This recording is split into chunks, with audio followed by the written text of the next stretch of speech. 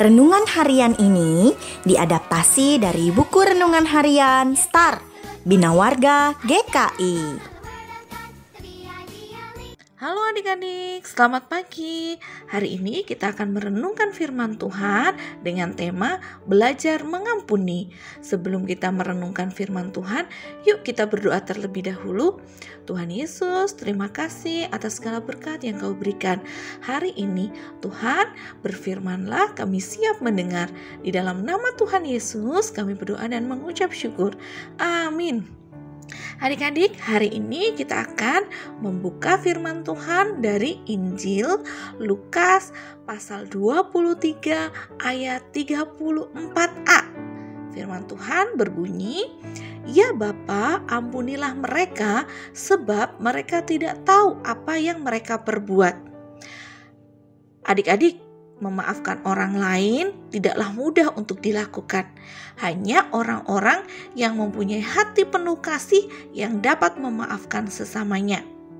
Firman Tuhan hari ini memperlihatkan alasan utama kenapa kita harus bisa mengampuni orang lain, yaitu karena Tuhan Yesus sudah terlebih dahulu mengampuni dosa-dosa kita lewat pengorbanannya di kayu salib. Nah, pada Lukas 23 ayat 34 ini, ia meminta pengampunan kepada Bapa atas dosa-dosa manusia. Jadi, gunakan kisah ini sebagai contoh pengampunan yang nyata ya. Kira-kira apakah murid Yesus bisa mengampuni orang lain yang menyakiti hatinya?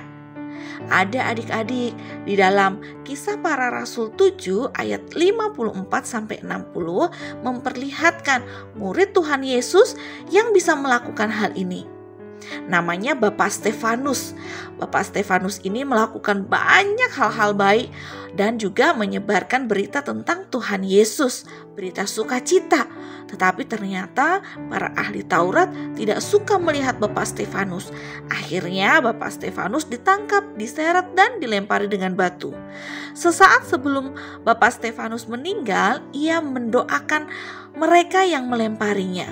Ia meminta agar Tuhan mengampuni orang-orang yang bersalah kepadanya, yang melakukan hal yang tidak baik kepada Bapak Stefanus, yakni melempari Bapak Stefanus dengan batu.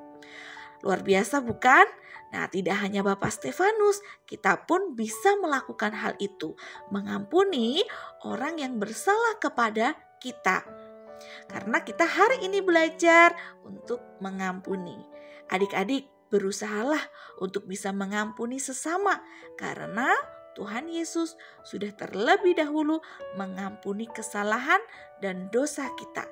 Dengan mengampuni, hati kita pun penuh damai. Yuk kita berdoa. Bapa di surga, tolong aku untuk dapat mengampuni orang yang bersalah kepadaku. Di dalam nama Tuhan Yesus aku berdoa. Amin.